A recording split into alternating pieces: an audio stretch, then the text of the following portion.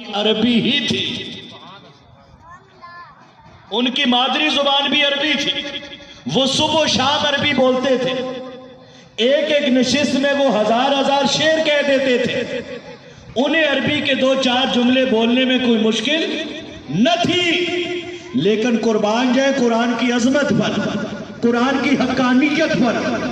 قرآن کے حق ہونے پر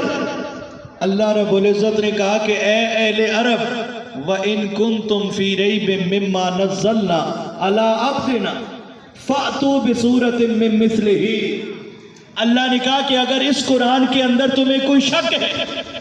اس کے نازل ہونے میں، اس کے حق ہونے میں، اس کے سچ ہونے میں اگر تمہیں کوئی شک ہے